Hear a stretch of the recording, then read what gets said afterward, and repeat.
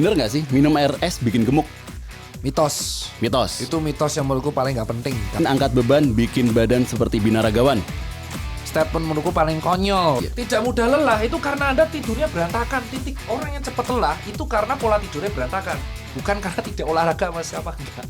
Olahraga yang dilakukan pada dengan form yang salah itu jauh lebih baik daripada nggak olahraga sama sekali. Itu jawabannya harapan Anda. Ya. Ini Daripada contoh. olahraga.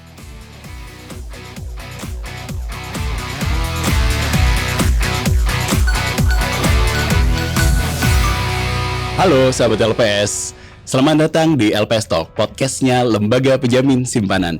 Kali ini bersama saya Ginung Patri Ginari yang akan memandu LPS Talk pada hari ini. Nah sahabat LPS, mungkin sahabat LPS sudah merasa nih, terutama yang udah under 40 tahun, mungkin ngerasa kesehatannya kok kayak mulai berkurang ya. Atau sahabat LPS mungkin juga tahu bahwa sekarang mungkin umur 20, umur 30 itu udah mulai sakit-sakitan. Kolesterolnya tinggi, kena diabetes, atau bahkan kena serangan jantung. Kali ini di LPS Talk kita akan membahas masalah kesehatan bersama narasumber kita yang pastinya sahabat LPS tahu. Dan kenal dong, yang tidak lain adalah Dr. Tirta. Halo dokter. Wes. Semangat pagi. Pagi 86. 86. Oke. Ngopi dulu. Dok, katanya kopi susu itu banyak gulanya dok. Kok dokter minum? Ini yang harus diluruskan. Yang saya minum ini adalah es latte tanpa gula. Tanpa gula. Tanpa gula. Dan kalau mau minum kopi susu tanpa gula juga nggak apa-apa. Kenapa kok tanpa gula? Karena kalorinya sudah saya dapatkan dari milknya. Dari susunya. Tujuan saya itu untuk mengebus kegiatan saya sehari-hari lewat kafenya. Dan kedua untuk boost kalori karena saya masih maintain kalori untuk membangun massa otot. Lagi bangun massa otot dok. Ya, yang jadi masalah itu kalau kita sering minum kopi susu yang pakai gula, tapi nggak pernah olahraga, hidupnya cuma 9 to 5 di kantor doang. Di kantor, pulang, tidur. Ya, nggak pernah olahraga, nggak pernah jalan kaki, apa-apa mager. Ya nggak apa-apa, mungkin dia ngerasa capek, tapi dia selama seminggu tuh nggak pernah aktivitas selain Fisik. kerja, aktivitas fisik, yang mengakibatkan gula dari kopi susu tersebut akan beresiko di masa tua.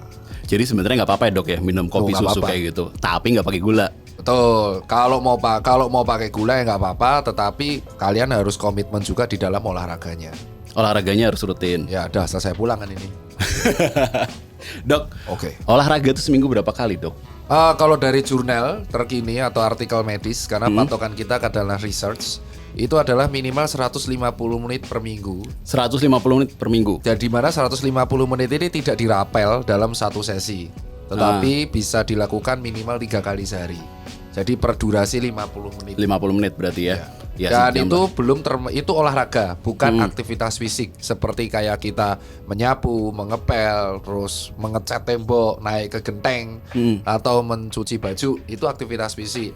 Kecuali kalian kuli bangunan, mereka kan ngangkatnya itu ngangkat kantong semen ya sampai 25 kilo, kadang 50 kilo. Nah, dan dia melakukan itu 12 jam. Itu angkat beban tapi endurance. Nah, itu hitungannya kayak crossfit. Nah, itu baru bisa dikategorikan aktivitas fisik berat yang menuju olahraga. Berarti beda nih ya, olahraga sama aktivitas fisik ya. Beda, itu harus dibedakan sekali. Dok, kalau misalkan tadi minum kopi nggak pakai gula, terus habis itu tuh kan tren zaman sekarang nih, anak muda. Kalau nggak ngopi katanya nggak seger, ya kan? Sebenarnya bisa nggak sih kita itu tetap sehat tapi dengan gula? Oh, bisa banget. Ini ya menurutku gini, ini yang harus segera kita luruskan ya. Kita tuh kan kayak terkesannya anti gula banget. Ya, kita kan terkesannya kayak apa-apa gula tuh kayak momok tuh loh. Nah, yang jadi masalah itu adalah kita tidak tahu backgroundnya kenapa bisa jadi momok. Oke ya.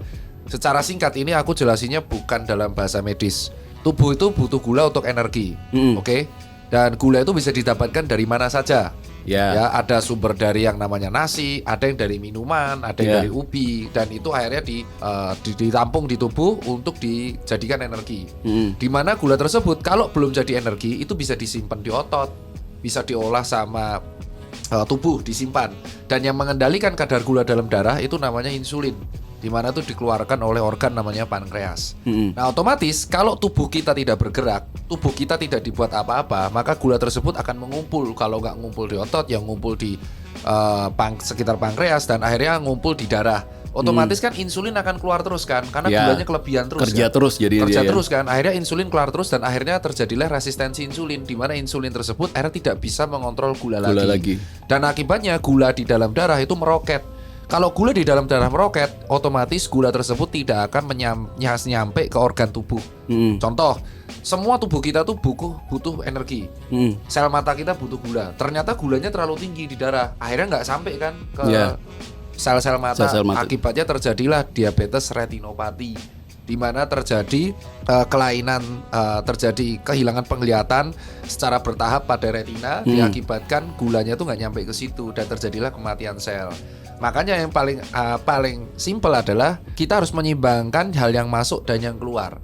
Dan kita harus memahami setiap manusia memiliki karakter berbeda. Nah, kalau misalkan bapak ibunya ada riwayat diabetes, dia sudah mengalami satu faktor resiko. Udah dapat satu faktor resiko karena ya. diabetes mellitus itu sering terjadi kalau ada keluarganya dengan riwayat yang sama.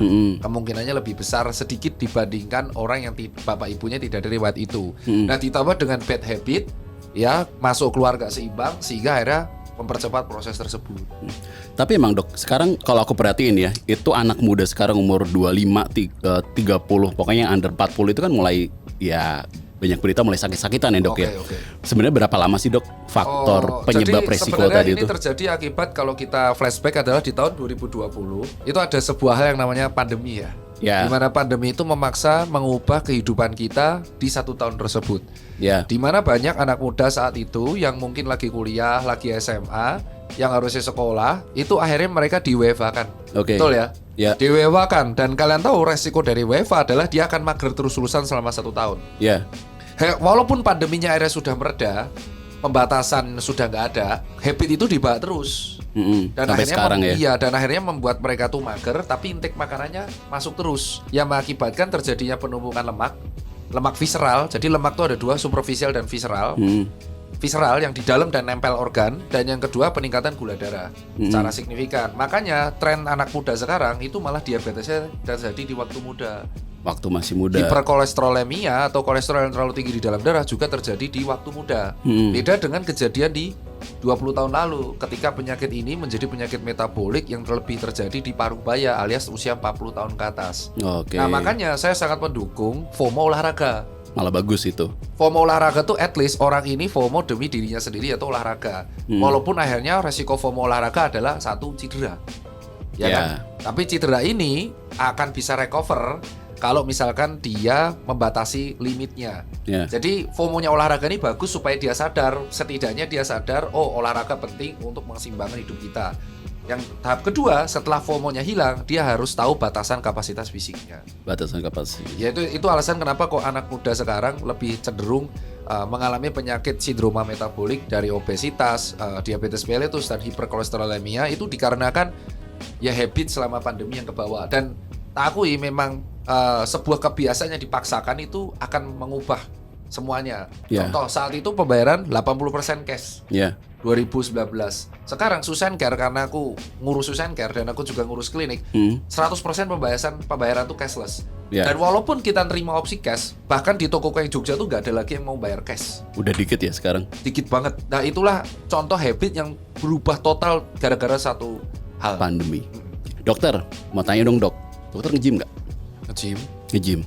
Gimana caranya? Mungkin ada trik nggak dok? Kalau misalkan teman-teman yang sahabat LPS nih, yang nggak sempat kerja tapi mau nggak sempat nge-gym, aduh, slip tang nih, nggak sempet nge-gym tapi sibuk kerja, tuh harus ngapain aja sih sebenarnya? Kalau dari saya itu adalah yang pertama kali dibangun di dalam hidup sehat adalah kebiasaan, habit. Jadi buat teman-teman sekalian, sebelum kalian daftar gym, beli aparel, langsung muluk-muluk pengen badan atletis dalam 3 bulan, itu nggak mungkin ya. Anda itu harus membangun kebiasaan hidup sehat dulu. Mulai dari tidur tepat waktu, menjauhi makan makanan yang mengandung karsinogenik, lalu habis itu adalah bangun juga pagi. Kenapa saya bilang bangun harus pagi? Karena satu-satunya kesempatan yang bisa dilakukan oleh pejuang cuan yang 9 to 5 itu adalah olahraganya habis subuhan. Karena saya juga 9 to 5. Jadi rutinitas saya tuh saya bangun habis subuhan, saya olahraga, jam 6 udah harus selesai, setengah 7 lah selesai. Terus habis itu jam 8-9 udah kerja dan meeting. Udah kerja dan meeting. Sebelum tadi kesini, saya nggak sempat lari karena recover dari MPM. Yang saya lakukan itu adalah saya push up itu 25 reps kali 4. Itu yang regular, belum yang diamond. Diamond tuh yang buat tricep. Lalu saya udah punya dumbbell sendiri. Lalu saya sit wall. Lalu terakhirnya burpee dan lunges. Baru saya kesini. Sebelumnya meeting dulu di Plaza Senayan karena ada mau ngurus toko di situ. Jadi harus membangun kebiasaan. Kedua, sebelum kita daftar gym, bangun kebiasaan di rumah dulu. Bisa. Anda beli matras karena matras itu hal paling murah. Anda bisa beli di e-commerce. Matras itu paling murah. Anda membangun kebiasaan di rumah. Nah, biasanya kalau sudah rutin membangun kebiasaan di rumah, dia akan tahap tuh bosen. Karena di rumah toh. Tapi ada yang bisa konsisten sampai akhirnya dia membeli dumbbell, resisten band. Ketiga, baru Anda mulai kalau punya budget daftar gym. Nah, penghasilan income main revenue dari gym adalah member yang tidak datang. Nah, kalau Anda member gym, terus Anda bilang, ya udahlah dok, saya daftar sebulan. Nah, ketika daftar sebulan, walaupun Anda nggak cocok sama gym tersebut, ya Anda harus tetap datang. Paksa datang karena Anda pikir jangan sampai uang yang Anda keluarkan itu tidak berarti apa-apa, rugi jadinya. Tapi kalau Anda sudah pede, langsung langsam setengah tahun. Jadi setiap Anda nggak datang, Anda ingat, waduh rugi dong setengah tahun nggak datang. Jadi dibangun habitnya jangan, alah besok juga bisa. Enggak, dibalik. Ini saya sudah bayar setengah tahun, jangan sampai rugi. Kalau saya langsam setengah tahun. Jadi ada paksaan tuh ceritanya. Ya, saya memang langsung membernya tuh 6 bulan. Saya bahkan daftar 2 gym. Satu di Jogja, satu di Jakarta. Dulu sempat di Bandung juga. Tapi sama konsep gymnya mega gym atau yang spesifik mungkin. Kalau saya di Jogja gitu, itu kalau di Jakarta cuman dia lagi renov. Di Bandung ini kayak di Jakarta saya mau pindah karena Kemang. Yang dekat. Dan saya selalu ketemu orang-orang yang habitnya sama, olahraganya pagi kalau enggak sore, kalau enggak malam gitu. Nah, baru disitulah kita manage keuangan. Beli yang penting dan jangan beli yang nggak penting. Gitu. Karena audience semua tuh sama gitu. Yang dilihat tuh adalah before after badanmu ketika kamu sebelum dan sesudah olahraga. Dan yang terakhir, jangan mengharapkan prosesnya tuh langsung 3 bulan jadi, karena nggak mungkin. Kecuali kamu punya genetik yang kuat di bidang itu. Misalkan ada yang genetiknya tuh gede di deltoid. Jadi ketika dia latihan dikit, deltoidnya udah 3D. Itu memang ada karena memang genetiknya di situ. Bakatnya di deltoid. Ada yang bakatnya di back. Kayak contoh bakat di back tuh karena dia ternyata anatomi skapula dan klavikulanya itu lebar. Jadi ketika dilatih ototnya auto lebar, cepet banget. Ya itu genetik. Ada yang genetiknya kayak saya, gedenya itu di leg duluan. Kaki. Iya, tapi malah lengan tulang saya yang tangan kecil. Jadi saya mau latihan segede apapun, bicep saya curlnya bisa sampai 15 pun, saya tidak akan segede teman saya yang genetik tulang radius unanya gede. Jadi itulah yang kita tahu adalah jangan membandingkan diri kita dengan orang lain, karena bandingan kita adalah diri sendiri dan nggak mungkin instan. Baru setelah kita membuat program, membuat pengeluaran budget jangan sampai boncos. Itu dok. Tapi sebenarnya berarti duit buat nge-gym ini itu bisa dikatakan sebagai investasi nggak dok? Menurutku bukan investasi, karena sesuatu yang dikatakan investment tuh harus ada yang namanya earning ya. Kan karena S2 kan di bidang itu. Lah earning dalam kacamata di gym itu kan nggak ada. Kita yang merasakan.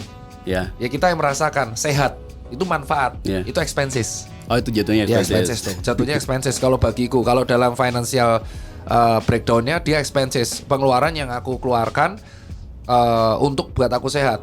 Beda sama kaitannya sama insurance. Kita premi karena ada manajemen resiko. Amit-amit kalau aku ada sakit, aku ada klaim. Kalau ini kan aku expenses tidak, aku hanya merasakan sehat. Feel, value. Ibaratnya kayak kamu minum kopi, kamu ngerasa enak, kamu minum makan, terus kamu ngerasa kenyang. Sama, ini kamu nge-gym, kamu ngerasa sehat. Bagiku expenses. Investment itu dalam artian kalau dalam kacamata keuangan bagiku adalah ada earningnya.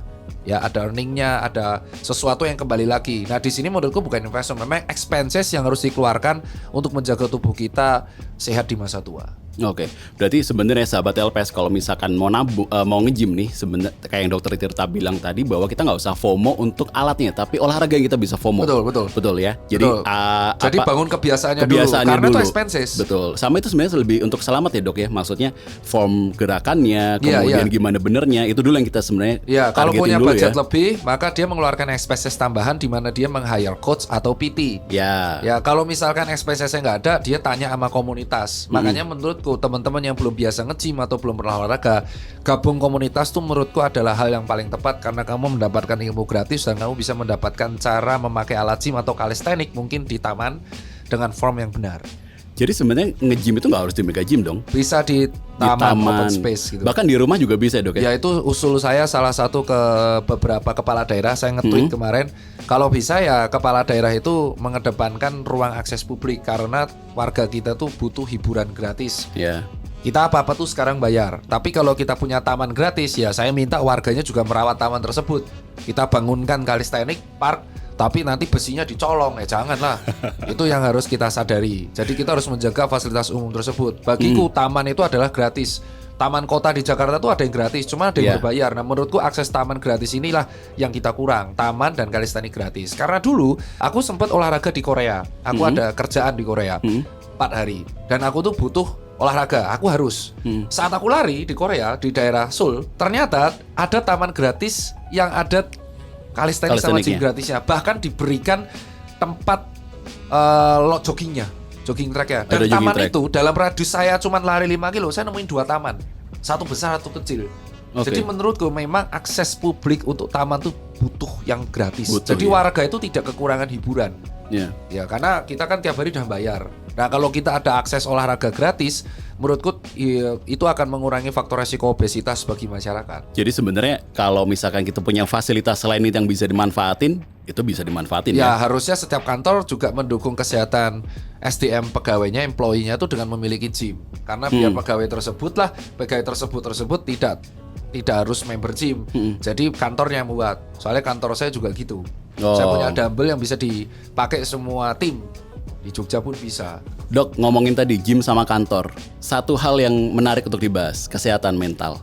Sebenarnya olahraga tuh bisa jadi bahan untuk stress release kita nggak sih dari kantor? Oh bisa, karena kantor tuh jadi gini, ketika kita bekerja kita akan mengalami yang namanya tekanan. Pressure itu akan meningkatkan hormon stres. Jadi kita akan lelah dan itu akan menghilangkan energi. Maka alasannya adalah ketika kita olahraga sebelum kantor dan setelah kantor itu 2 hal berbeda. Hasilnya beda atau beda? Karena ketika setelah kantor kita tidak akan bisa mencapai kondisi fisik yang fresh kayak sebelum kantor. Karena setelah kantor kita sudah terkena stres di kerjaan dan itu sudah tidak bisa dibantah. Stres kerjaan itu gede. Jadi makanya banyak coach atau PT atau dokter menyarankan kalau habis kantor tidak perlu terlalu nge-push. Karena at the end itu sama aja, tetap hasilnya outputnya sama. Karena kamu tubuhnya udah capek duluan karena kerjaan. Nah, stres di dalam kantor tersebut lah yang harus kita maintain dengan work-life balance. Jadi kalau kita stress release-nya di olahraga tuh bagus. Tapi dengan catatan kita menganggap olahraga tersebut sebagai bagian stress release, yaitu harus fun. Nah, yang jadi masalah adalah kalau kita menganggap olahraga tersebut sebagai bagian dari hal kompetitif, yaitu bersaing dengan sesamanya. Nah kalau kita sudah menganggap olahraga sebagai bagian kompetitif, itu stresnya malah nambah. Contoh, saya kantor udah stres karena dimarahi bos, rapat banyak, harus revisi banyak. Ternyata setelah saya lari bareng sama komunitas malah adu pace. Balapan malah jadi saingan. Karena kok teman saya bisa pace segini ya, saya belum bisa, itu tambah stres. Wah ternyata dia PR angkatannya bisa segini ya, bench press kok saya masih, itu malah stres. Makanya saya bilang stress release bagi saya kalau olahraga itu sendiri. Malah sendiri dong? Saya olahraganya nggak pernah sama orang lain, sendiri, solo. Karena saya menganggap dalam seharian saya ada stres kerjaan. Jadi saya pengen stress release kerja, lari atau nge-gym atau angkat beban calisthenics itu sendiri. Bukan berarti saya antisosial atau apa, bukan. Karena memang saya tidak mau kompetitif. Malah nggak mau kompetitif ya? Saya mau kompetitif tapi kayak sama kantor aja. Jadi kayak outing gitu loh. Misal badminton bareng, basket bareng, mini soccer bareng. Itu pun bukan sparring sama kantor lain, sama kantor sendiri. Iya, karena jatuhnya kompetitif. Dan olahraga yang kompetitif itu ada adrenalin rush. Kalau ada adrenalin rush berarti saraf simpatisnya naik. Kalau saraf simpatis naik berarti resiko detak jantung itu meningkat, akan naik. Sudah naik karena aktivitas olahraganya ditambah dengan saraf simpatisnya. Jadi bisa beresiko berat kalau orang tersebut tidak terbiasa olahraga sebelumnya. Dokter Tirta sendiri lebih prefer olahraga itu pagi atau malam? Saya pagi. Tapi kalau lagi capek banget, misal kurang tidur gitu. Bukan, misalkan dalam satu hari tersebut hari sebelumnya saya 12 jam kerja. Misal bisa 8 jam kerja, 4 jam meeting. Misal hari Selasanya. Hari Rabunya saya olahraga sore atau malam. Karena agar tubuh saya itu recover. Karena recovernya orang yang kerja berat itu gak bisa 12 jam. Harus lebih. Lebih. Jadi 8 jam kerja ya kan. Terus 4 jam ternyata lembur, pulang tidur 8 jam tok misal atau 12 jam istirahat lah. Jadi 4 jam leha-leha, 8 jam tidur. Besoknya tuh nggak bisa olahraga paginya. Saya pasti olahraganya sore atau malamnya. Kalau memang di hari sebelumnya tuh saya capek banget. Oke, dokter dulu pernah sepedaan tuh dari Jogja, Jakarta, PP. Iya, yang sendiri yang Jogja Jakarta, yang Jakarta Jogja sama teman. Oh, kirain towing. Enggak lah, nggak mungkin. Motivasinya apa, Dok? Motivasinya saat itu adalah pada waktu itu Liverpool juara saat itu. Saya ingat banget itu 2022 Liverpool targetnya quadruple dan saat itu kita dapat piala pertama, piala Carabao atau piala Carling. Ya. Dan saat itu saya menggunakan alasan itu untuk goes Jogja Jakarta sendirian. Saya pakai Eddy Merckx S55. Dan itu saya selalu bilang bahwa Eddy Merckx itu steal pada waktu itu. Dan yang saya lakukan saat itu adalah saya goes ternyata tanpa persiapan yang proper. Dan saya belum pernah goes jauh sebelumnya. Nggak latihan? Baru 2 latihan. Mileage per minggu memang udah 200 atau 300 kilo. Udah. Tapi mentok baru 2 kali foto. Dan Audax Jakarta saya 2 jam finish sebelum COT saat itu. Jadi saya pede banget bisa Jogja Jakarta. Ternyata ketika kita goes antar kota itu berbeda dengan pengalaman kita goes yang biasa. Satu, saya kekurangan jersey. Saya dihajar hujan tuh di hari pertama habis-habisan. Oke. Dan ketika saya goes Jogja Jakarta itu total 42 jam dan saya ketemu banyak orang yang menolong saya tanpa memandang saya itu siapa. Dari saya di Banyumas saya dijagain barangnya ketika saya di minimarket ketiduran, power nap. Terus habis itu ketika Indramayu Garmin saya mati dan senter saya mati, itu ternyata diterangin sama pemotor dan supir truk supaya saya bisa aman sampai Simpang Jomin di Cikampek. Dan ada komunitas sepeda yang nyamperin saya di Cikarang dan Cikampek. Sampai akhirnya saya sampai di Cawang. Dan pure 42 jam. 42 jam. Saya cuma rehat sekali itu tidur 5 jam di Banyumas. Di Banyumas itu. Tapi dokter nih, motivasinya karena tadi Liverpool juara ya. Ada motivasi lain nggak, Dok? Pada waktu itu jujur gak ada. Memang pengen break the limit aja. Dan ternyata susah. Jadi sampai Jakarta saya overuse lututnya, terus kecapean, kalorinya hilang banyak banget, dan ternyata disitulah saya hipotermia 2 kali, tapi untung masih bisa finish. Sampai hipotermia. Ya, kalau saya disuruh ngulang lagi belum tentu bisa kalau sendirian. Terus istirahat 5 hari di Jakarta, terus balik lagi Jogja Jakarta. Tapi pakai Polygon Helios A8. Eddy Merckx-nya diistirahatkan dulu, karena size-nya kan besi. Nah itu baliknya 60 jam karena saya cuman goes mentok sampai jam 10 malam. Jadi lebih slow ya, Dok ya? Ya 60 jam. Jadi total saya bolak-balik 102 jam. 102 jam. Yeah. Dok, tapi ini nih. Tadi tiba-tiba keidean aja nih sepeda gitu kan. Kalau misalkan sahabat LPS nih pengen buat motivasi yang baru untuk sesuatu yang beda, ada kira-kira motivasi yang atau trigger apa sih yang bisa dipakai, Dok? Motivasi itu kalau menurut saya beda-beda per orang, personalize ya. Ada yang olahraga memang buat redeem, ada yang buat payback, ada yang buat masa depan, ada yang buat stress release, ada yang buat ngisi waktu luang. Tapi yang penting adalah satu, sadari kapasitas diri. Kedua, bangun kebiasaan hidup sehat. Yang ketiga, kombinasi antara olahraga angkat beban dan kardio selama 150 menit itu akan meningkatkan potensi hidup di masa tua. Walau Allahu alam semua tergantung takdir. Tapi kita sebagai manusia harus wajib dan berusaha untuk menjaga kesehatan kita semaksimal kita bisa. Dan yang keempat adalah kenapa angkat beban penting? Karena untuk mencegah sarkopenia di masa tua. Dan ketika kita di masa tua itu kita bisa kehilangan massa otot drastis setelah umur 45 tahun. Nah, bisa kalau turun, Dok? pasti turun, namanya tua kan, lansia kan. Dan akhirnya yang paling sering turun adalah otot-otot quadricep dan hamstring yang menjaga kekuatan dan menopang tubuh kita di tulang femur. Itulah alasan saya bilang kalau kalian hobi lari tapi gak pernah angkat beban, itu sama aja di masa tua tulangmu akan tetap rentan kenapa. Makanya tetap angkat beban itu penting. Kalau kamu bukan hanya menggunakan ini untuk maintain kesehatan. Nah, beda cerita tergantung prioritas mana. Kalau kamu ternyata prioritasnya menjadi bodybuilder atau powerlifter, tentu kamu akan dominan di angkat bebannya. Diangkat beban. Ya, tapi kalau kamu pengen meningkatkan endurance VO2 max-nya, maka kamu akan dominan di HIIT, High Intensive Interval Training, atau di kardionya.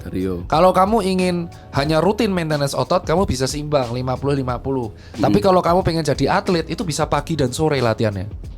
Ya. Atlet itu pagi sore. Pagi sore. Ya, paginya biasanya kardio, si sorenya angkat beban. Beda-beda tergantung dirinya. Intinya adalah kalau kamu sudah siap olahraga berlebihan, kamu harus tahu bahwa goalmu tuh layak. Karena ketika kita olahraga berlebihan ada yang resiko namanya cedera ligamen dan cedera otot. Dan kalau kamu ngerasa itu layak diperjuangkan ya nggak apa-apa. Maksudnya layak gini, kamu angkat beban demi jadi bodybuilder. Itu pasti ada resiko di masa tua jantungmu jadi besar banget dan akan serangan jantung. Tapi kamu jadi bodybuilder, kamu nomor satu terus di kompetisi bidaraga, nggak apa-apa, itu worth. Terus kamu misalkan olahraga lari terus, mecahin rekor nasional. Di masa tua kamu bisa rentan kena serangan jantung. Karena di masa tua jantungmu gede. Kalau kamu nggak latihan terus, jantung ini nggak bisa kecil. Nggak bisa kecil. Tapi kamu juara di masa muda, nggak apa-apa. Nah yang jadi masalah kalau kalian yang pelari 9 to 5, olahraga 9 to 5, tapi pengen latihannya kayak atlet, nggak mungkin. Berat. Harus resign. Harus resign dulu. Iya. Kalau resign baru adil sama kayak atletnya. Iya. Harus resign dulu. Karena kan ingat kerja tuh stressful dan tekanan. Beban juga. Tergantung objektif. Nah berarti, itu Dok, makanya saya bilang tergantung objektif. Kamu boleh berlebihan asal hasilnya itu layak diperjuangkan. Nah kalau kamu misalkan tidak layak untuk memperjuangkan itu ya jangan berlebihan. Oh iya. Contoh, saya pengen half marathon 1 jam 40 menit. Ya kalau fisikmu kuat, heart rate-mu masih zona 3, zona 4, gak apa-apa. Tapi kalau tidak mendapatkan apapun ya jangan. Tapi kalau hanya kepuasan diri, yang penting heart rate-nya zona 4. Kecuali kamu atlet tuh banyak yang zona 5 larinya. Ya. Tapi kan tahu mereka nge-push demi trofi, demi hadiah, nggak apa-apa. Karena mereka atlet. Nah kalau kita tuh semi atlet, hybrid. Kita hanya melakukan ini demi fun, ya nggak perlu terlalu berlebihan. Ya, betul. Ya, itu kalau menurut. Dok, tadi ngomongin zona-zona itu, Dok. Kita perlu nggak, Dok, itu punya semacam smartwatch? Kadang kita nggak ngeh ya kalau misalkan, oh ternyata heart rate-ku sudah tinggi nih. Oke, nggak berasa gitu. Jadi ada yang namanya teknologi. Nah, smartwatch ini menurut saya tergantung personal kemampuan finansial manusia. Oke. Ya, kita berbicara tentang kemampuan finansial. Ya. Kalau misalkan dia gajinya udah mepet, untuk memenuhi kebutuhan primer aja masih pot-potan, nggak perlu punya smartwatch. Yang penting kamu lari masih bisa ngomong tuh berarti normal. Itu normal. Ya, jadi nggak kamu keliengan gitu kamu juga lari ya? sambil nyanyi. Ciri khas kamu lari bisa nggak sambil nyanyi? Kalau kamu lari bisa sambil nyanyi, itu berarti zona 2, zona 3. Masih aman lah ya. Tapi kalau kamu lari udah ngos-ngosan, itu zona 4 mepet 5. Threshold. Ngos-ngosan tuh artinya kita harus mengeluarkan CO2 yang numpuk di dalam tubuh.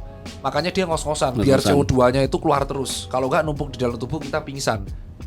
Itu namanya. Nah, terus habis itu yang nomor 2, kalau kita punya budget lebih, misalkan kita sudah kaum menengah middle class, belilah smartwatch yang worth, yang bisa kamu jangkau. Kamu bisa kamu jangkau, tidak perlu memberatkan financial expensesmu. Dan yang ketiga, kalau kita sudah tahap settle, kamu boleh membeli smartwatch yang agak mahalan dikit, karena yang mahal biasanya lebih awet. Betul, kalau di smartwatch itu ya. Kayak contoh ya beberapa brand lah, itu kan dia memang spesialisasinya di bidang teknologi itu. Nah makanya biasanya yang mahal kalau di smartwatch tuh awet. Memang betul sebutkan garansinya ada. Nah baru kayak kenapa smartwatch itu di zaman sekarang direkomendasikan? Karena walaupun heart rate sensornya itu tidak sesensitif EKG, tapi dia bisa memberikan gambaran jantung kita tuh kenapa-kenapa. Contoh, teman saya kemarin pakai salah satu smartwatch ketika sepedaan, dia santai bisa ngomong, tiba-tiba heart rate-nya 180. Padahal masih bisa ngomong. Saya udah curiga, tiba-tiba 180, lalu 60, 180, berarti aritmia nih. Ketika di EKG, ternyata betul aritmia. Dan setelah direkomendasikan ke dokter SPJP, betul aritmia dan dia harus pasang pacemaker di tubuhnya. Aritmia tuh nggak stabil gitu. Aritmia tuh detak jantungnya nggak stabil karena gangguan elektrik. Bisa jadi karena genetik, atau bisa jadi memang karena hipovolemik. Hipovolemik itu dehidrasi, kehilangan cairan yang akhirnya mengakibatkan kehilangan elektrolit.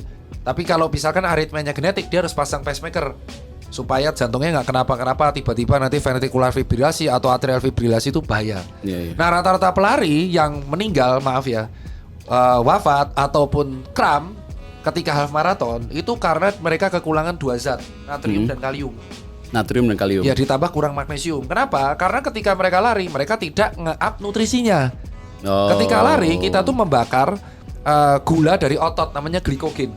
Kalau glikogen di otot sudah habis, maka tubuh akan membuat gula sendiri, namanya gluconeogenesis. Nah dia akan membuat gula dari hal-hal lain. Resikonya adalah satu, massa ototnya hilang. Kedua, akan numpuknya asam laktat. Nah akhirnya asam laktat ini numpuk, harusnya kan ditambah. Wih kurang natrium nih, karena cairan tubuh kita keluar lewat CO2. Energi kita tuh keluar lewat CO2 dan lewat kontraksi otot sama keringat. Akhirnya kita kekurangan natrium kalium. Ternyata orang ini thresholdnya juga tinggi laktatnya. Dia tidak minum elektrolit, dia tidak bawa energi gel, dia bahkan tidak minum air kelapa, bahkan nggak bawa sangu apapun. Nggak ada intake Terus ketika apa-apa ya. KM18, dia kram, dia nyalahin tracknya, enggak. Itu bukan karena tracknya, itu karena fisikmu yang belum sanggup menaklukkan track tersebut. Dan kamu tidak manajemen nutrisi dengan baik. Akhirnya orang yang kehilangan natrium kalium, gejala utamanya kakinya udah mulai kram-kram. Itu udah natrium kaliumnya udah mulai rendah. Mulai kenceng gitu Terus tuh. dipaksain gagal jantung lah, karena kan jantung elektriknya butuh natrium sama kalium. Iya, Kalau iya, nggak iya. ada natrium kalium, jantung nggak bisa berdetak. Akhirnya terjadi heart rate-nya ventricular fibrillasi atau mungkin supraventricular tachycardia. Yang akhirnya terjadinya adalah dia 5 menit gak ditolong gone. Itu yang penyebabnya Dan ya. terjadi rata-rata di HM. Kenapa? Karena mereka merasa 10 kilo kenceng dan mereka ngerasa HM ini aman. Iya, iya. Kan orang yang HM merasa aman ini 10 kilo udah aman nih, terus HM jeblok lah. Kenapa? Tubuhmu baru disetting buat 10 kilo 10 kilo. 1 jam. Dan rata-rata glikogen kita tuh hanya bertahan 45 menit. Makanya ketika 10 kilo kita bisa bertahan. Tapi ketika kita half marathon, kita ada tambahan prosedur gluconeogenesis. Makanya harus ditambah itu tadi. Iya, kecuali kamu atlet yang sudah terbiasa memaintain glikogen sehingga dia bisa tahan 2 jam. Nah, tujuan kita latihan adalah supaya gula di otot ini yang disimpan dalam otot glikogen ini bisa bertahan selama 2 jam. 2 jam. Kalau orang awam cuma 40 menit yang nggak latihan. Itu yang Nah, kita tujuan butuh. kita latihan half marathon 4 bulan latihan, FM tuh 6 bulan latihan adalah membangun muscle memory sehingga tubuh kita bisa beradaptasi dengan kondisi low sugar. Jadi sebenarnya nggak ada yang singkat yang langsung nggak ada. Makanya orang yang ada riwayat nge-gym 5 tahun, dia lari masih kuat. Ya, Karena ya. setidaknya ototnya sudah terbiasa dengan kontraksi yang berat. Kontraksi yang berat. Nah, yang jadi masalah dia tidak pernah nge-gym, tidak pernah badminton, tidak pernah sepak bola, tidak pernah pilates, tidak pernah yoga, pure hanya cuman diet doang. Jadi proper tapi nggak pernah olahraga. Terus dia 10 kilo ngerasa kenceng, bulan ketiga langsung HM.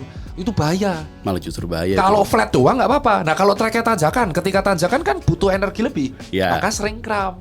Oh. Nah, kalau kram harusnya apa? Berhenti, udah berhenti jalan, jangan langsung duduk. Ya, ya, ya. Kram kan numpuk, harus Iya. jalan kaki biar dicerna lagi sama tubuh. Gitu yang jadi masalah. Oke sahabat LPS, jadi kita udah bahas tadi itu tentang pentingnya olahraga kurang lebih sama Dokter Tirta. Dan dokter, sekarang kita mau main game sedikit. Jadi saya akan memberikan beberapa mini statement tentang mitos atau fakta. Dok, bener nggak sih minum air es bikin gemuk? Mitos. Mitos. Itu mitos yang menurutku paling nggak penting. Karena ada yang mengatakan kan es nanti masuk akan membuat lemak sulit dicerna. Enggak. Jadi asal kalian tahu ya, kalian berstatement seperti ini, ketika air es dan air panas masuk ke kerongkongan, itu akan distabilkan namanya lambung. Ya. Nah, air panas ini kalau misalkan terlalu panas akan merusak mukosa lambung dan akan merusak mukosa kerongkongan. Rusak baru stabil. Air es kalau terlalu beku juga akan brain freeze. Ya, jadi kaitannya di kerongkongan dan masuk lambung semua normal, tapi ketika masuk ke lambungnya ini itu merusak mukosamu semua. Tapi nggak bikin gemuk. Tapi nggak bikin gemuk. Oke, Itu selanjutnya dok. statement yang harus kalian revisi. Air es tidak bikin gemuk. Selanjutnya dok, rajin angkat beban bikin badan seperti binaragawan. Ini juga statement menurutku paling konyol. Tidak semua angkat beban itu langsung jadi binaraga. Binaraga atau bodybuilder itu memiliki trik dan latihan metode sendiri dan kalian nggak akan bisa. Itu latihannya berat banget. Sama kayak powerlifter. Angkat beban kalau kalian kategorikan untuk maintenance otot doang, itu akan memaintain masa otot di masa tua. Jadi kalau buat nih terutama para cewek nih yang ngomong, nanti saya takut angkat beban, badan saya jadi berotot. Iya, kalau Anda jadi powerlifter. Iya, kalau ada powerlifter bisa jadi berotot. Tapi kan powerlifter, atlet. Kalau kayak kalian cuma maintain doang, ya nggak apa-apa. Kalian kan tidak memiliki hormon testosteron sebesar cowok. Makanya ototnya tidak akan seestetik cowok. Cowok punya testosteron, bosku. Jadi badannya kan bisa lebih itu estetik. statement yang nggak semua angkat beban nanti otot saya gede-gede. Iya, kalau kamu pakai metode latihan hypertrophy, betul. Jadi tolonglah di mitos-mitos ini dipecahkan. Tapi lihat loh, cowok-cowok yang post itu kan gede-gede dok. Ya karena mereka bangun masa otot buat estetik. Yang lean bulk juga banyak.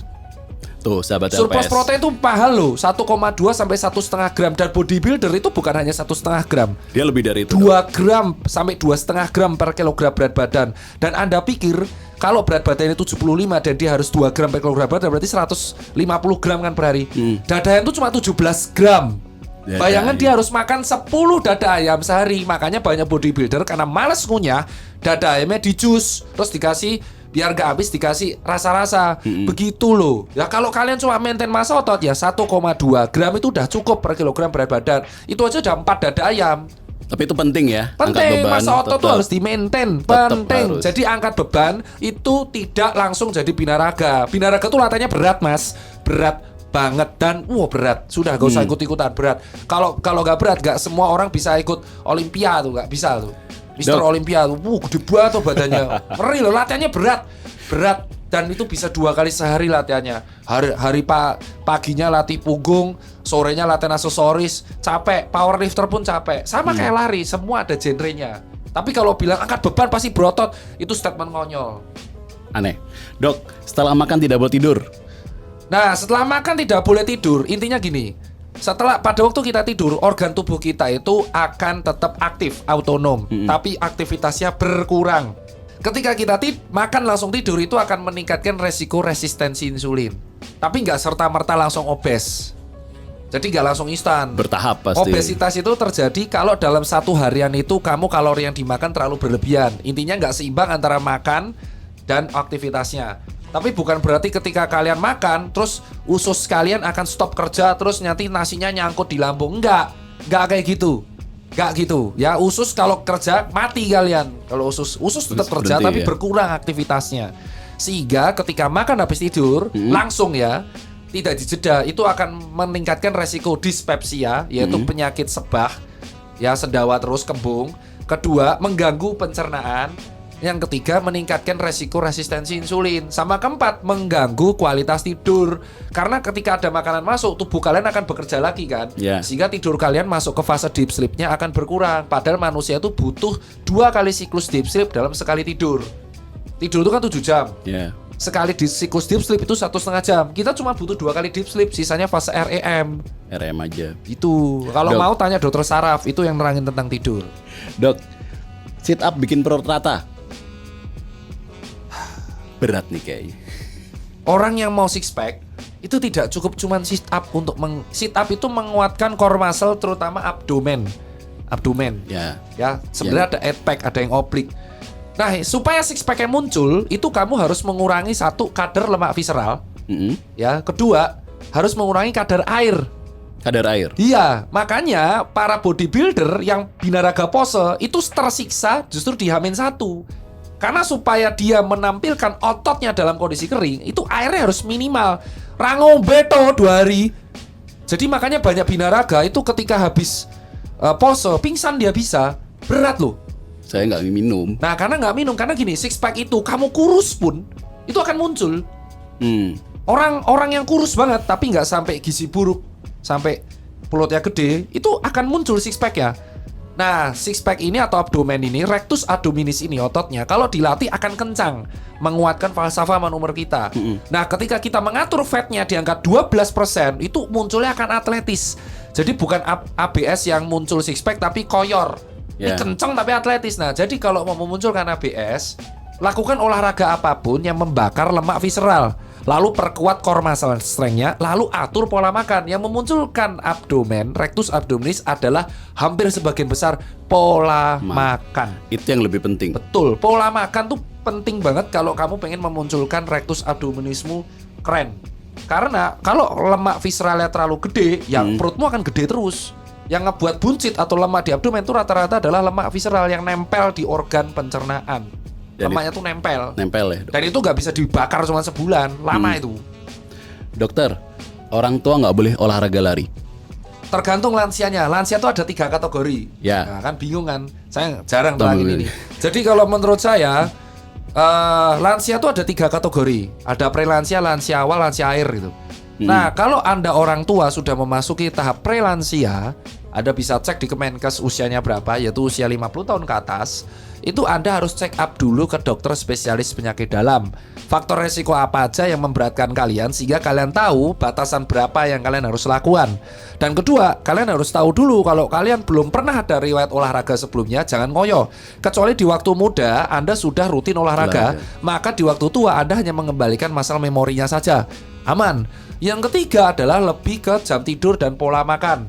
Karena sudah tahu Anda lansia, berarti ada terjadi penurunan kualitas fisik dan kualitas organ tubuh, tidak semaksimal ketika di masa muda. Bahkan otak aja di waktu tua sudah akan berkurang kapasitasnya 10-20%, apalagi yang lain. Maka tidak perlu berlebihan. Ya, yang keempat adalah konsultasikan dengan dokter Anda sebelum Anda ikut event. Jadi nggak mati konyol. Kenapa saya sebut mati konyol? Break the limit, hidup cuma sekali, gaskan, mati cuk di track di jalan raya. Oke, boleh mati tapi matinya di jalan raya ketika melakukan hobi, betul. Tapi kan harusnya ngikut saran dokter. Dan ini dokter pun banyak yang seperti itu.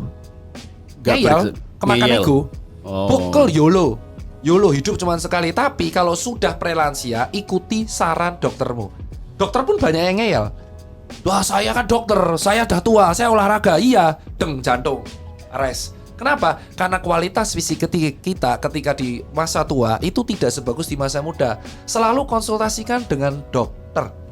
Kecuali Anda memang dari awal sudah membangun kebiasaan olahraga. Ya, contoh dari usia 17 olahraga. Jadi di usia 60 dia tetap atletis. Nah, dia sampai dari umur 0 sampai 50 nggak pernah olahraga. Terus langsung pengen lari. Ujuk-ujuk lari gitu. Itu harus konsultasi ke dokter. Nah, kalau ternyata dia ada resiko penyakit jantung koroner PJK, larinya akan membuat trombusnya copot, terus langsung menghambat arteri koroneria sinistra yang paling ada tekukannya. Sakit lah. Nah, makanya saya bilang buat teman-teman yang punya bapak ibu suruh olahraga, nggak perlu berat, angkat beban cukup. Angkat beban bisa konsisten, yoga, senam, baru lari atau jalan kaki, tapi konsul ke dokter. Yang penting kita tahu dulu dok ya. Iya, orang kemarin aja saya cek tuh. Anda cek story-nya Dr. Andreas SPA. Cek story-nya, dia curhat bapaknya lari. Shock hipovolemik di KM18, kolaps. Yang nolong dia sendiri sebagai dokter di MBM. Bapaknya dokter bisa kayak gitu. Akhirnya dia ceramain bapaknya, karena bapaknya ini diceramain. Tapi kan saya bilang ya semuanya ada potensi resiko. Ketika event buat kawan-kawan, ketika event itu ada adrenalin rush, ada euforia, grogi, panik, deg-degan. Utangnya kan potensinya, ada potensi itu loss. Makanya kalau udah lansia mau ikut event, check up dulu ke dokter. Kalau dokter mengatakan aman, baru kamu lari. Tapi batasannya segini ya, dokter tuh ngasih batasan maksimal segini ya. Jadi dia sadar diri, wes tua gitu loh. Dan ini dokter pun banyak yang ikut, kecuali masih muda. Maka kalau kamu olahraga, sesali aja kenapa nggak olahraga dari muda.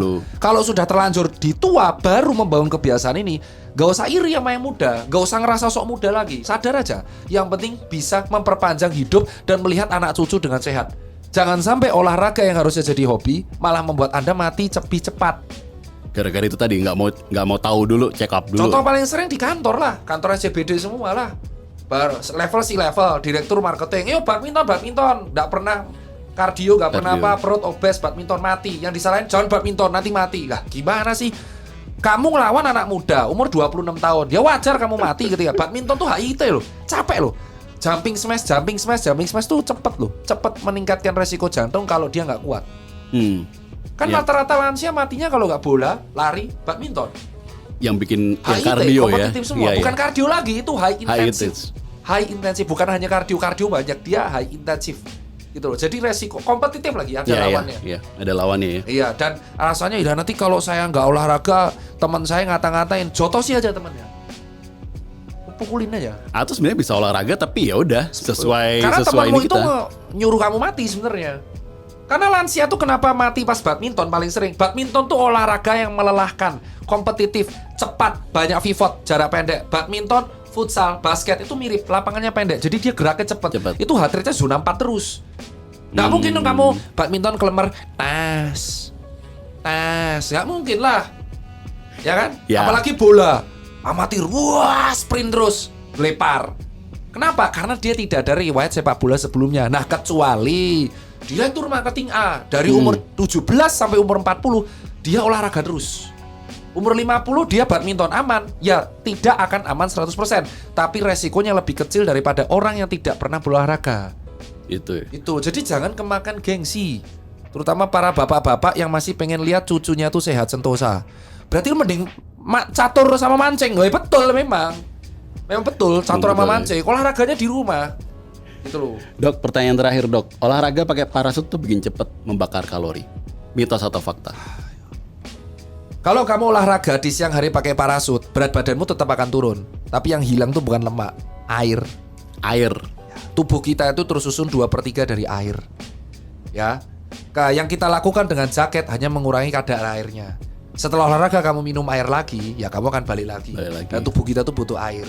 Parasut itu kita lakukan olahraganya kalau di daerah yang humidnya rendah dan dataran tinggi, sehingga cairan tubuh kita itu tidak cepat keluar, tidak cepat kering karena kena humid yang rendah dan suhunya rendah. Makanya dipakainya parasut dan windbreaker. Ya, kecuali dan parasut ini cocok banget dipakai sama petinju yang mau metabolic conditioning, karena ketika tinju ada kelas beratnya, dimana kalau dia beratnya di atas kelas yang ditentukan, dia akan didiskualifikasi dan kehilangan job bermain. Makanya strategi dari para petinju dan petarung adalah mereka membangun otot sampai mendekati kelasnya. Misal dia 73 main, ya kan? Oke, kita ketemu di 73. Ternyata berat dia 75. Dia akan menurunkan kan selisih 2 kilo. Kau pikir nurunin 2 kilo tuh berat? Susah banget karena dia massa ototnya udah tinggi. Apalagi yang bisa dikurangin? Air. Makanya dia lari pakai parasut terus biar airnya berkurang. Dan H-1 sebelum timbang itu petinju bisa nggak minum sama sekali, Pak. Bisa nggak minum, bisa parasut terus. Makanya petinju banyak yang pada waktu nimbang tuh lemes. Nah, setelah tinju timbangnya sesuai, baru minum yang banyak. Oh. Biar hantemannya kuat. Berarti sebenarnya kita nggak boleh bahagia. Itu namanya metabolic conditioning. Bisa dilakukan oleh para MMA petarung yang ingin berjuang di kelasnya. Makanya dia lari pakai parasut biar airnya minimal. Ini bener nih petinju, petarung, binaragawan, karena dia bertarung di kelas itu. Kan biasa berat Anda 75, saya 70, yuk ketemu 73, ayo kita tanding. Yang naikin itu udah rekoso juga, yang naikin harus makan banyak. Yang beratnya ini nurunin, itu berat. Makanya saya bilang petinju itu tidak sembarang orang bisa melakukan. Karena selain latihan mereka harus metcon, dan metcon itu berat. Metcon tuh berat, ya Allah, berat banget. Anda rasakan jadi berat 75, dalam sebulan Anda harus ngurangin 2 kilo, padahal massa otot aja udah tinggi, fatnya udah rendah. Mau ngurangin apa lagi? Apa lagi yang bisa dikurangin? Air. Bahkan kemarin harus botak. Petinju kenapa botak? Karena rambut ini sekilo kalau gondrong. Ini gondrong sekilo loh. Oh iya. Makanya petinju tuh botak. Botak karena biar dia beratnya bisa minimal. Turun. Dok, berarti kita nggak boleh bahagia. Misalkan kita berolahraga dua kali gitu, langsung turun berat badan. Wah, aku turun 5 kilo. Itu air ya sebenarnya ya. Olahraga, saya turun 2 kilo. Itu air, Mas, yang turun, Mas. Itu air. Bukan lemaknya. Ada kok setelah olahraga saya gede lagi. Ya karena air yang turun. Normal ya sebulan itu turunnya 3-9 kilo. Lemak yang, kalaupun lemak kebakar tuh lemak superficial. Masih terus ada yang bilang, dok saya sudah diet, saya sudah olahraga, kenapa saya nggak turun-turun? Karena itu lemak visceral yang paling susah yang nempel di organ. Tidak sekedar defisit kalori, tapi harus membangun kebiasaan turun-temurun. Bisa jadi lemaknya turun, massa ototnya naik, makanya beratnya tetap. Ada yang kayak gitu, beratnya 73 terus, tapi dia kok tambah gede, padahal 73. Ya karena lemaknya turun, massa ototnya naik. Massa ototnya yang naik. Betul, makanya ada yang bilang, dokter aku tuh 74 kilo loh, 177 cm, tapi 74 kilo. Orang nggak percaya, begitu ditimbang kok bisa 74 kilo. Karena massa ototnya nabung di leg dan back. Karena saya spam pull up itu dari 2022. Saya spam pull up, ternyata massa otot saya naik, fatnya turun. Jadi saya kesarannya 74, tinggi 177. Orang tuh nggak percaya. Begitu saya tadi share di Twitter, oh ya bener memang karena massa otot. Dan massa otot itulah yang naikin massa otot tuh susah. Bisa 2,8 sampai 3,5 kilo per bulan, itu udah ngoyo. Kecuali Anda memakai suplemen tambahan HGH, roid. Boleh pakai roid. Ya kalau ada dokternya dengan catatan word. Segala sesuatu suplemen itu beresiko, kecuali suplemen yang aman dengan BPOM.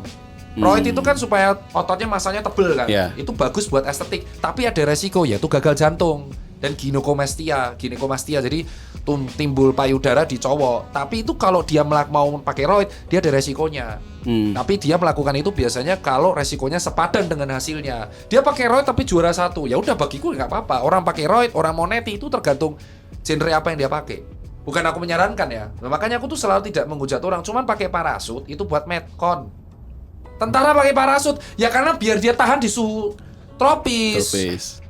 Tentara itu pakai lari parasut biar tahan panas. Anggap aja dia lari, kan tentara Nah, dia lagi perang. Ya. Gak mungkin dong tiba-tiba aku mau perang, ganti pakai baju running bawa senjata, kan nggak mungkin, ya kan? Maka dia pakai parasut menguji coba apakah dia kuat kalau lari dalam kondisi pakai jaket full. Oh no tuh. Terus ada orang nggak tahu, saya ingin kayak gitu, beratku turun, kui banyu tuh sing hilang. Baru air. Baru air. Oh no tuh. Oke, Dokter Tirta, menarik nih, banyak banget ilmunya segmen ini. Ya. Kita lanjut lagi segmen terakhir, nanti kita ada tanya jawab. Kita akan jawab dari pertanyaan-pertanyaan dari sahabat LPS semuanya. Oke, sahabat LPS, kalau tadi kita udah jawab pertanyaan dari dokter, kita udah ngobrol. Sekarang saatnya sahabat LPS yang bertanya ke Dokter Tirta. Ini ada pertanyaan pertama, Dok. Dari Naifa Syahla, izin bertanya dong LPS, saya ibu anak 3, anak saya masih kecil-kecil, saya pengen rutin olahraga, jalan di CFD tiap minggu atau jalan sore ke Senayan. Tapi buat atur waktunya sambil ngurus anak kok susah ya, kira-kira enaknya saya olahraganya gimana ya? Di rumah beli matras, tonton YouTube olahraga yang bisa dilakukan di rumah 30 menit. Anda tetap akan bisa menjaga kondisi fisik. Matras murah 80.000 di e-commerce. Ikut YouTube. Ikut YouTube. Influencer kesehatan terbaik itu banyak yang nge-share edukasi simpelnya di YouTube. Kalau 3 bulan Anda konsisten, bayar coach online, PT online, Power Technique contohnya itu online, YOLOFIT sudah ada yang online. Jadi kalau Anda sudah ada kesibukan ngurus anak, ya olahraganya di rumah. Di rumah, nggak usah keluar. Ngapain lagi? Nah nanti kalau anak dia keluar, anaknya di mana? Ya titipin siapa ya? Nah kalau dititipin kan nanti dia repot. Kalau emang yang dititipin tahu gitu dia makan apa. Kalau anaknya di rumah, olahraga di rumah 30 menit. Dok 30 menit ya 1 sesi, matras. Tonton di YouTube. Anaknya ikutan kalau perlu. Biar asik gitu loh. Di rumah. Di rumah 30 menit. 30 menit cukup di rumah. Next, pertanyaan kedua nih, Dok. Dari Nyom. Kalau berolahraga setiap saat berolahraga itu kalau berolahraga tapi saat berolahraga itu sendiri caranya salah, apakah masih bisa dikategorikan sebagai pola hidup sehat? Nah, ini menarik. Seperti misalkan olahraga malam hari, beberapa mengatakan bahwa hal tersebut tidak baik dari berolahraga di pagi hari daripada yang olahraga di pagi hari.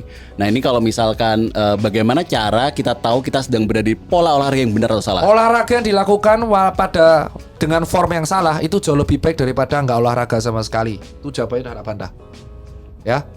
Ini daripada contoh, olahraga, ini ya? saya ngeluarin statement lagi. Dalam penelitian, orang yang merokok tapi olahraga konsisten, itu bahkan kondisi parunya, VO2 max ya, itu lebih proper daripada orang yang nggak merokok tapi nggak olahraga. Oh. Itu menjawab kenapa banyak perokok yang kuat naik gunung, tapi orang yang nggak ngerokok, nggak pernah olahraga naik gunung ngempos.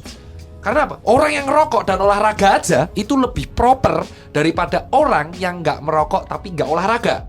Segitu krusial ya aktivitas fisik. Yang penting olahraga. Yang penting olahraganya dulu. Loh, semua orang yang jago itu awalnya juga salah.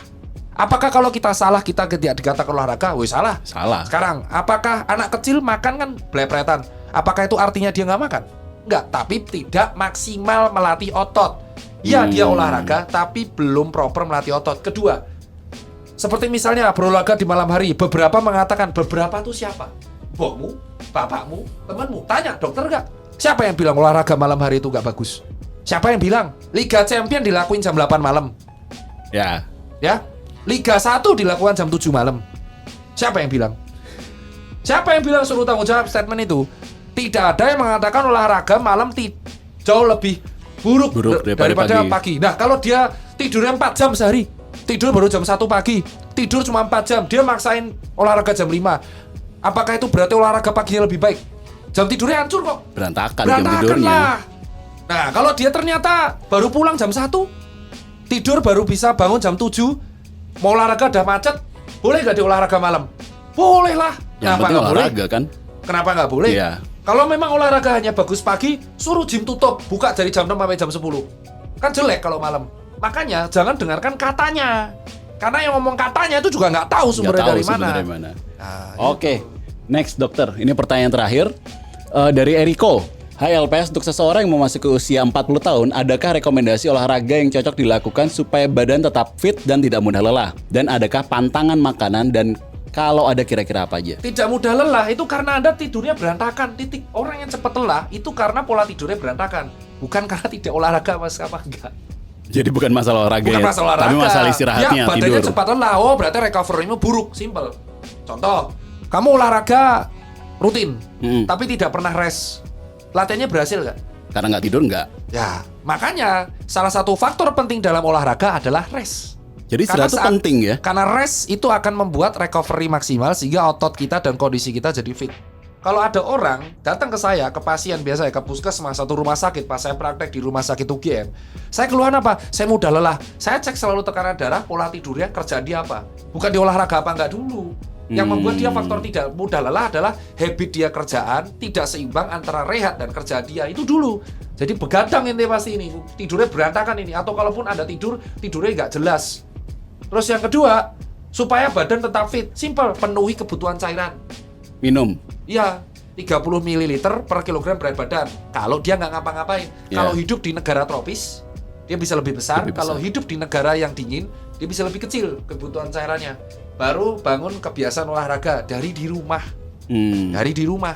Kalau nggak bisa di rumah, ya jogging kayak 5.000 sampai 10.000 step. Kalau bisa konsisten, 150 menit per minggu dibagi dalam 5 sesi, baru dia beli matras. Kalau masih sudah bisa konsisten, baru lari. Pantangan makanan apa sih yang dipantang? Nggak ada, Dok. Makanan apa yang dipantang? Nggak pantangan. Siapa sih yang mempopulerkan pantangan makanan itu? Katanya makan nggak Makanan boleh. apapun tuh sehat tergantung cara ngolahnya. Cara ngolahnya. Iya.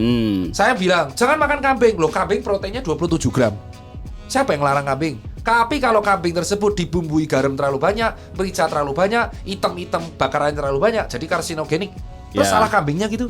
Ya enggak dong, Ya salah enggak. cara masaknya dong. Jadi harusnya direvisi. Apakah pantangan cara masaknya? Ya kamu kurang-kurangi makan bakar-bakaran, kurangi makan-makan gorengan dari lemak jenuh, kurangi makanan berpenangis buatan. Wah, enggak bisa, Bo, enggak enak. Ya kamu aja yang berarti. Ya kan, bukan makanannya yang salah, tapi cara masaknya yang perlu dievaluasi. Dokter masih makan gorengan, masih. Masih pasti. Tapi fat tetap 14%. Ada batasnya berarti. Loh enggak, karena olahraga kan. Karena olahraga. Dan saya makan gorengan juga seminggu 2 kali. Terus saya makan mie instan. Salah nggak mie instan? Nggak. Nah, mie instan itu kalau dimakan sama telur rebus sama daging ayam itu ternyata mengurangi efek pengawetnya. Oh gitu, Dok. Loh, yang salah tuh bumbunya, karena bumbunya mie instan itu sudah mengandung 500 mg natrium. Kita maksimal 1 gram. 1 gram. Nah, tapi kalau kita makan mie instan terus besoknya lari atau sorenya lari, kehilangan natrium juga, imbang nggak? Imbang harusnya. Nah, kalau mie instannya dikasih daging ayam, kita dapat protein nggak? Tambah Oh, ya protein udah. malah. Berarti kenapa kita nyalain mie instan? Berarti yang salah apa? Yang salah adalah dia makan mie instan terus gak olahraga makan mie instan tok. Ya, Gizi ya. apa yang kau harap dari makan mie instan tok? Gak ada proteinnya, gak ada sawinya. Ya. Tapi kalau mie instan dikasih sawi, telurnya 2, saya telurnya 2, telur rebus bukan goreng, telur rebus. Goreng oke lah, dadar atau ora-are, terus daging ayam. Wah, jadinya nasi dong, ribet dong. Lah, terus kan memang begitu. Kalau mie instan tok ya padha wae kowe mangan sego separo tuh, mau ngentuk karbone tok. Gak ada apa-apa nih. Gak ada gas gizi yang sing Gizi liane. nggak ada, Iya, Le. itu. Oke. Ente ini masih kata tetangga. Dokter, ini tadi pertanyaan terakhir. Dokter, sebelum closing nih, aku pengen tahu ada closing statement nggak dari Dokter Tirta buat sahabat LPS semuanya tentang kesehatan dan menjaga kesehatan. Jadi gini bosku, tugas dokter tuh cuma 4.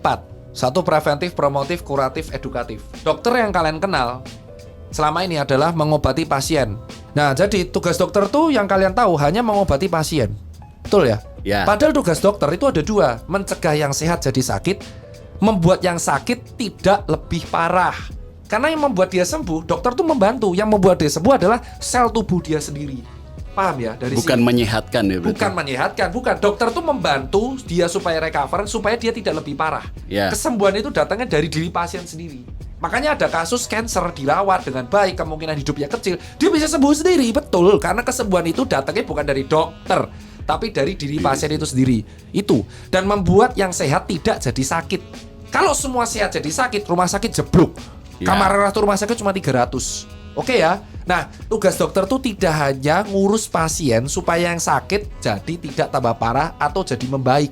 Tugas yang pertama itu adalah preventif promotif supaya rumah sakit tidak penuh. Karena penyakit itu tidak bisa dicegah, terutama yang infeksius karena virus selalu bermutasi, bakteri bermutasi. Amoksisilin yang dulu ditemukan sekarang sudah banyak bakteri yang resisten terhadap amoksisilin. Karena banyak orang makan amoksisilin secara ilegal. Jadinya bakteri resisten. Jadi teman-teman sekalian, kalau kalian tidak mau sakit, ya jaga kesehatannya. Sehingga daya tahan tubuh kalian tuh terjaga dengan stabil dan mengurangi resiko terkena penyakit kronis. Penyakit kronis akibat metabolic syndrome. Nah, yang apes kalau kalian sudah punya genetik untuk bakat tersebut. Bakat. Contoh bau badan. Bau badan tuh juga ternyata bisa ada faktor kecil genetik.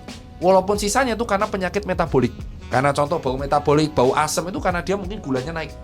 Tinggi, gak stabil, kolesterolnya tinggi itu bisa. Atau ternyata dia ada riwayat bapak ibunya diabetes mellitus dan penyakit hipertensi. Mungkin dia ada beresiko. Makanya kalau sudah tahu bapak ibunya beresiko, ya jangan ditambah. Jangan ditambah. Anda mungkin bisa mencegah itu dengan cara mengontrol gaya hidupnya. Jadi jangan mengecap, dok kalau Anda edukasi terus, ini terakhir, kalau Anda edukasi terus nanti rumah sakit sepi. Oh tidak. Kita tidak bisa mengontrol apa yang tidak bisa kita kontrol. Yang kita bisa kontrol adalah gimana kita membuat yang sehat tidak jadi sakit.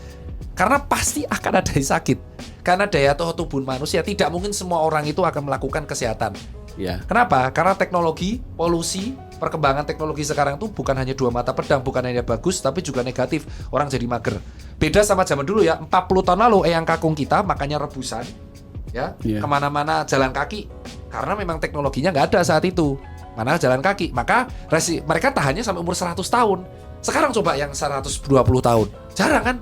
Ya karena itu. Karena dunia ini, lingkungan ini membuat tubuh kita menjadi kualitas hidupnya turun terus. Itulah kenapa geraknya jadi berkurang. Iyalah, mager itu. Makanya mager ini adalah konspirasi sesungguhnya. Iyalah, mager itu konspirasi sesungguhnya. Jadi mager adalah konspirasi ini sebenarnya. Mager itu adalah teknologi yang dibuat supaya orang manusia mager ditambah fast food jadi dia chaos. Lu tuh penyakit mematikan loh. Kerasanya baru masa tua. Masa tua dikasih obat DM, modar gak tuh? Ya, itu. Makanya konspirasi sesungguhnya adalah perusahaan yang ngebuat orang mager. Ya, terus habis itu dia juga membuat fast food, kecanduan fast food tersebut, ketergantungan. Terus ketika tua dia tinggal dagang obat DM, selesai kan? Maka kalau tidak mau terjebak dalam cycle tersebut, ubah gaya hidup kita. Iya, kecuali Anda pengen jadi pasien saya. Enak kan?